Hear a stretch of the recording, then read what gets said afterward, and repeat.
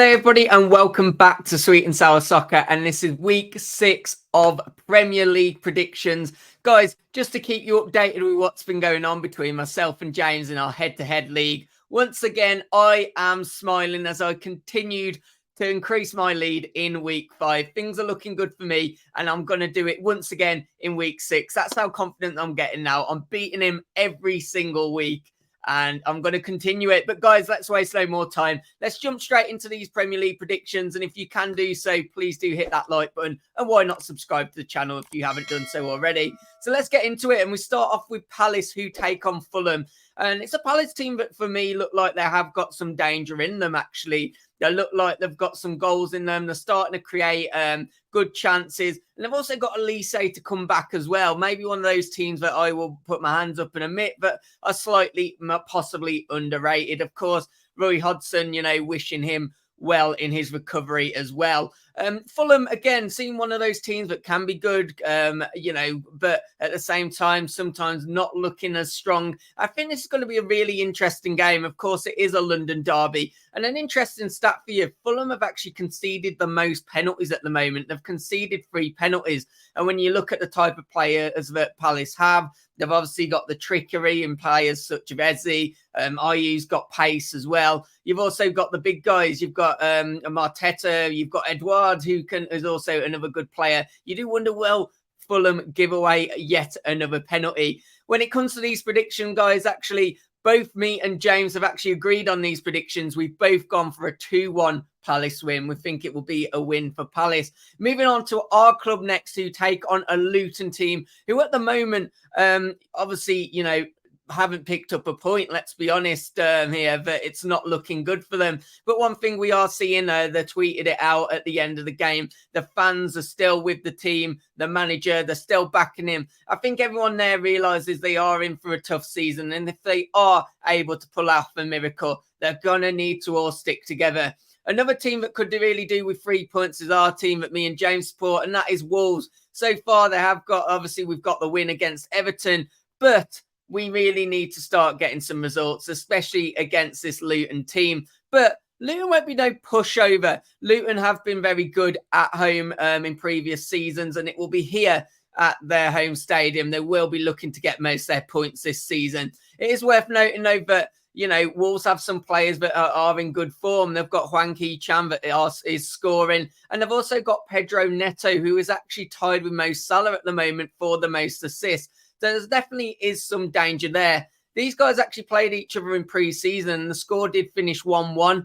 I've actually gone for that exact same scoreline. I think it will be a rematch of the pre-season. I think Luton will finally get some points on the board. It will be 1-1.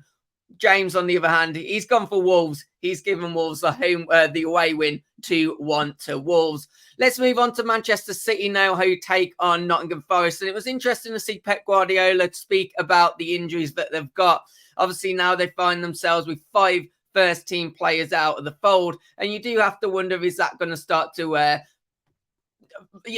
somehow stop what is a very, very perfect City team? Of course, they're continuing their unbeaten run. They're continuing actually their perfect run to the start of the season. But are these injuries going to spike some challenges? Possibly, but we do know how big that squad is and how much they can alternate. Of course, they've also got perhaps a slight advantage that, unlike other teams that are playing in Europe this week, they've managed to get their game out the way on the Tuesday. So ultimately, they can then focus on Nottingham Forest this weekend. It's not going to be an easy game because Nottingham Forest, things are looking good over there. There's a good feeling. They've got players that can harm you. And what a goal it was by Hudson-Odoi on his debut. If they can get the Hudson-Odoi from a few years back and he can live up to his potential, they've got a really good player there at a really good bargain price as well. So you can see why Nottingham Forest fans, you guys are feeling quite optimistic. Sadly, both me and James aren't giving you any optimism for this game, especially with it being at City. I've gone for 3-1. James has gone for slightly harsher. He's gone for a 3-0 City win. But that's nothing against Nottingham Forest. Let's be honest. This Man City team looks very, very good. Let's move on to speak about Brentford next, who take on Everton. And this is an Everton team that are desperately needing a win. I think it's one of those, you look at Everton and you do wonder how long is it going to be until Sean Dyche is starting to get scrutinised. I've maybe seen already some fans, from what I'm just seeing anyway on social media, starting to wonder if something does need changing. What does need to happen one way or another is they need to get points on the board.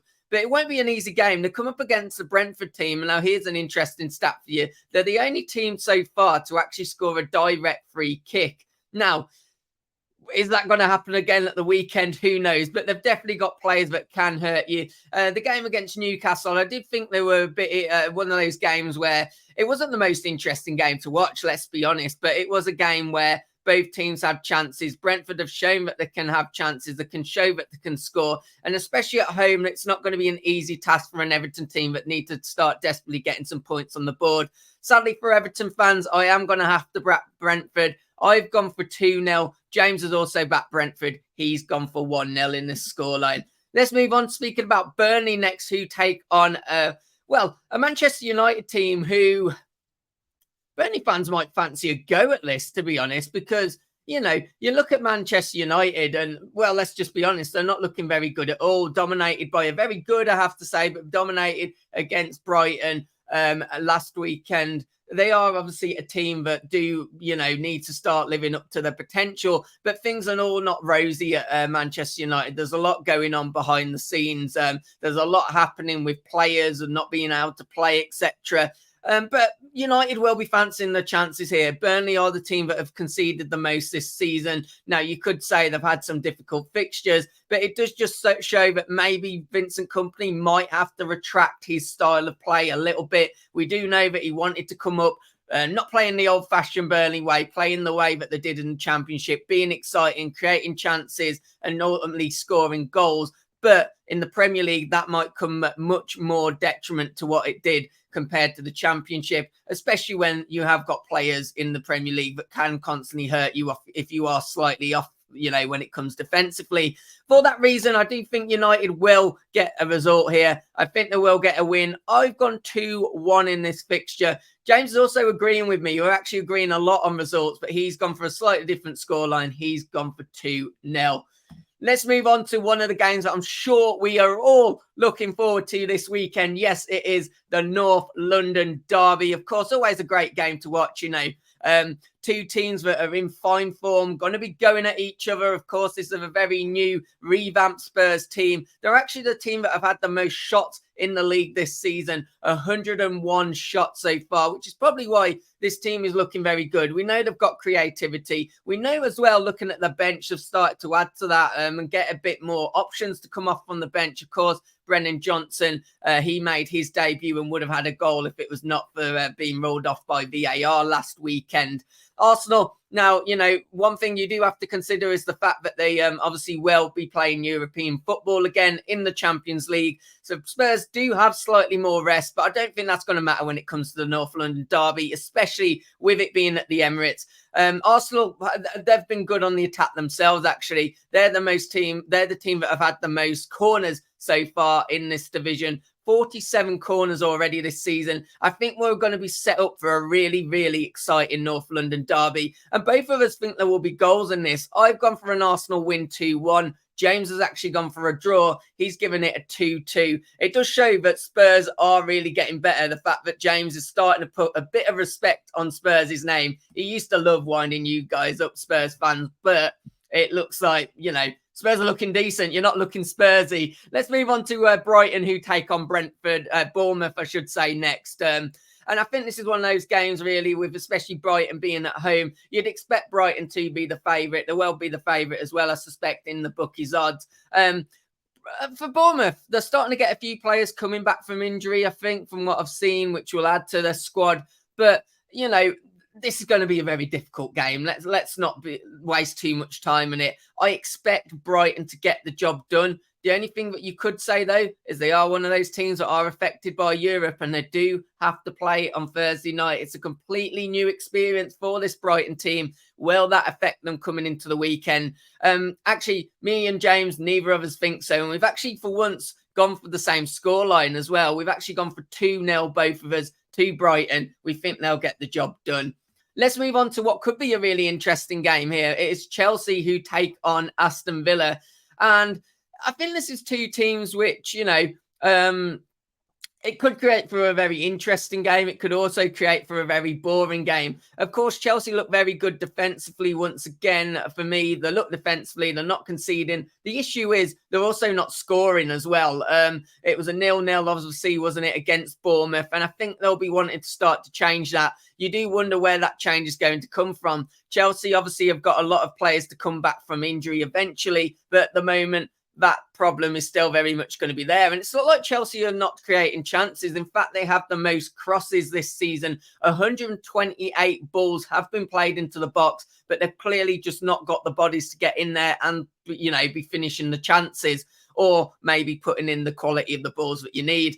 Villa, once again, I'd say this about a lot of teams, but they're a team there. This European competitions, it's been a while since they've been in there. Will they be affected by that? Of course, Chelsea have not got that trouble. Regardless to say, though, once again, me and James have actually agreed on this result. We've both gone for a 1-1 draw, so we think the points will be shared in this one. Let's move on to speaking about Liverpool, who take on West Ham. And West Ham, for me, look brilliant this season, but this is another really interesting game because you see Liverpool also starting to come into their stride. Obviously, they went strong in the first half against Wolves, but then things did really start to tick, and they did eventually win that game 3-1.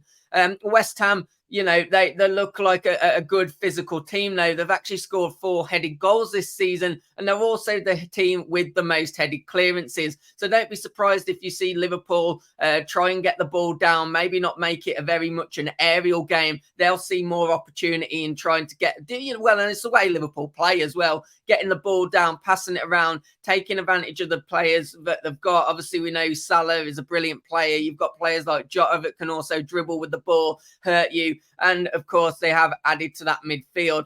This could be one of those games that is won in the midfield because both these teams have obviously invested in their midfield. They've also had players leave their midfield in the summer transfer window. It could be one of these. Whoever wins that midfield battle could be the ones that come out victorious at the weekend. In this game, I've gone for a 1-1 draw. I fancy West Ham to get something against Liverpool. James has gone a bit more the other way. He's actually gone for a 2-0 Liverpool win. He thinks it won't be too much trouble at all. And on to the last game, guys. It is Sheffield United who take on Newcastle. And Newcastle, they are living the dream. They went to Milan. They got a result as well. Some brilliant play, actually, and also some absolute superb game by Nick Pope, really keeping them in it. They had some worrying times, but I don't think in that particular game, but I don't think that's really going to dampen their spirits. So imagine the Newcastle fans that are travelling back from Milan will be really feeling up for this Premier League game. They're living in cloud nine as a Newcastle fan at the moment. And fair play to you guys, really do enjoy it. And don't take it for granted. I know as a Wolves fan, a few years ago, we got to go in Europe. It was the first time I ever got to experience that as, a Wolves fan in my lifetime, actually. And what a joy it was. And obviously, you've got even the better thing of being in the Champions League. Of course, when we did it, it was the Europa League, but it's really important to enjoy that. Sheffield United, they might fancy their chances in this one. I'll be honest. Why? Because they're at home, for instance. One of the reasons. I think that, similar to Luton, actually, I think that's where there's going to be some shot results. Bramall Lane, it's not going to be an easy place to go. They are going to get some shot results over time there. Are they going to do it, though, this weekend? That is the question. I don't think so, although I do think it'll be a close game. I've gone for a 2-1 result. James has actually also gone for a Newcastle win. He's gone for 3-1. Guys, that is our Premier League predictions for this week. We'll now bring the scores over so you can have a look at them as well, just to refresh your memory of what was said. And if you have enjoyed the video, as always, please do me a massive favour, hit that like button. Please subscribe to the channel as well. That is really, really important for us. And hopefully we will catch you on the next Premier League predictions. Take care. Goodbye.